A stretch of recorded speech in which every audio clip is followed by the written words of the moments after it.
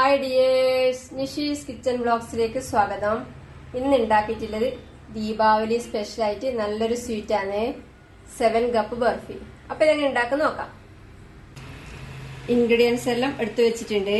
ഇതിൽ ചേർക്കുന്ന എല്ലാ ഇൻഗ്രീഡിയൻസും കൂടെ ചേർത്ത് 7 കപ്പ് വേണം. അതാണ് ഇതിന്റെ പ്രത്യേകത. ഈ ഒരു കപ്പ് വെച്ചിട്ടാണ് ഞാൻ അളക്കുന്നത്. നിങ്ങൾ ഏത് കപ്പാന്ന് വെച്ചാൽ അതേ കപ്പിന് തന്നെ എല്ലാ ഇൻഗ്രീഡിയൻസും അളക്കാം. ഞാനിപ്പോൾ ഈ ഒരു കപ്പിനെല്ലാം അളന്നെടുത്തിട്ടുണ്ട്.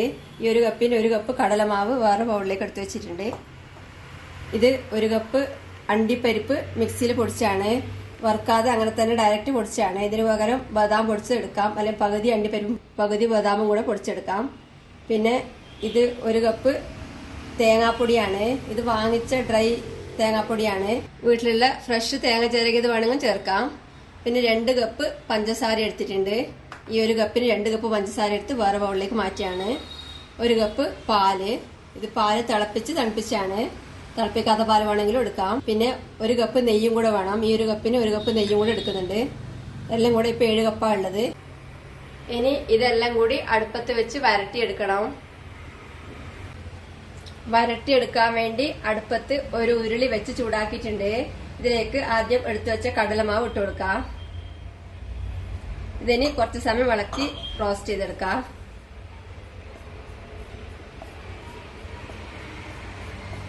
തീ കുറച്ച് വെച്ച് ചെയ്യാം. ഇപ്പം കടലമാവ് പാകത്തിന് വറുത്തിട്ടായിട്ടുണ്ട്. ഇതിന്റെ പച്ചമണം മാറി നല്ല വറുത്ത മണം വരുന്നുണ്ട്. കളർ ചെറുതായി മാറി തുടങ്ങിയിട്ടുണ്ട്. അധികം ബ്രൗൺ ഒന്നും ആവണ്ട. ഇതിലേക്ക് നെയ്യ് ചേർക്കാം.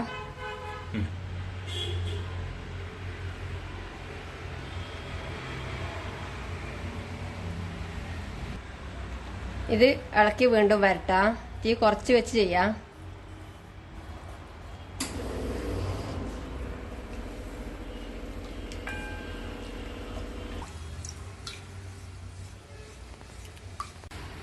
ഇപ്പോ കടലമാവും നെയ്യും കൂടെ നല്ലവണ്ണം മിക്സ് ആയിട്ടുണ്ട്. ഇനി ഇതിലേക്ക് പഞ്ചസാര ചേർക്കാം.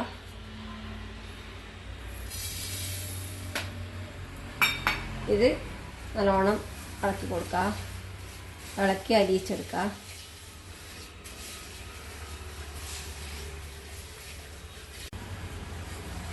ഇനി ഇതിലേക്ക് അണ്ടിപ്പരിപ്പ് പൊടിച്ച ചേർക്കാം. ഇത് നല്ലോണം ഇളക്കി മിക്സ് ചെയ്യാം. ഇനി പാല് ചേർക്കാം.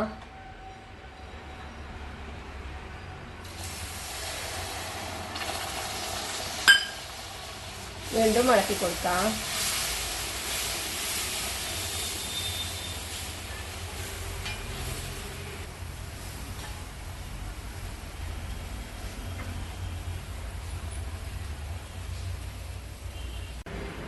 ഇനി തേങ്ങാപ്പൊടി ചേർക്കാം.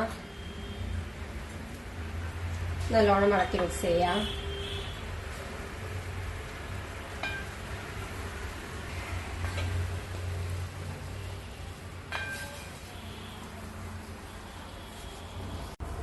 ഇപ്പം എല്ലാം കൂടി മിക്സായി നല്ല പാകത്തിന് വരട്ടിയിട്ടായിട്ടുണ്ട്.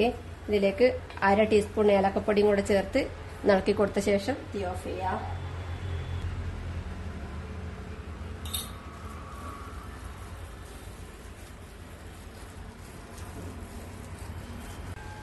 ഇപ്പം തീ ഓഫ് ചെയ്തിട്ടുണ്ട്. ഇതിനി ഒരു ട്രേയിലേക്ക് മാറ്റാം. ഞാനിവിടെ ഒരു ഗ്ലാസ് ട്രേയിൽ ബട്ടർ പേപ്പർ വെച്ച് അതിൽ നെയ്യ് വരട്ടിയിട്ടുണ്ട്.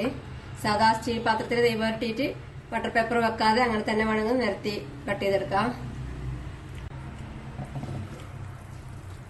റെഡിയാക്കി വെച്ച ബർഫിയുടെ കൂട്ട് ട്രേയിലേക്ക് ഇട്ട് നിരത്താം.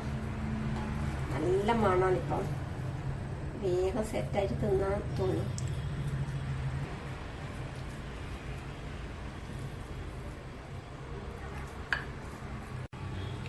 ഇത് നിരത്തി ലെവൽ ചെയ്യാം.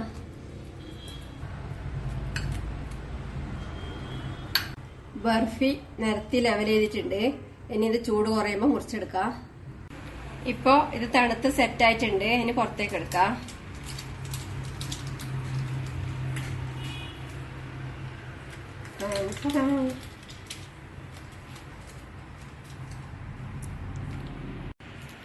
ഇനി ദീപാവലി ആയതുകൊണ്ട് കുറച്ച് സ്പെഷ്യൽ ആക്കാൻ വേണ്ടിട്ട് ഇതിന്റെ മേലെ സിൽവർ ഫോയിൽ ഒട്ടിക്കുന്നുണ്ട്. ഇത് നിർബന്ധമില്ല, ഉണ്ടെങ്കിൽ ഒട്ടിക്കാം.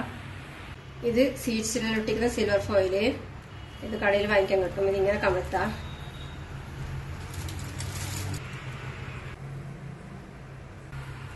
ഇനി മുറിക്കാം.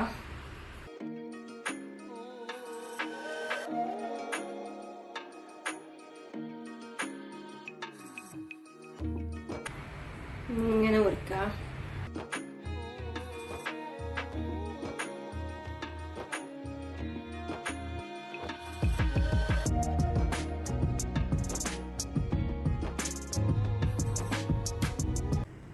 ദീപാവലി സ്പെഷ്യൽ 7 കപ്പ് ബർഫി റെഡിയാണ്. ഉണ്ടാക്കി കഴിക്കുക. അഭിപ്രായങ്ങളും നിർദ്ദേശങ്ങളും അറിയിക്കുക. എല്ലാവർക്കും ദീപാവലി ആശംസകൾ. Thank you.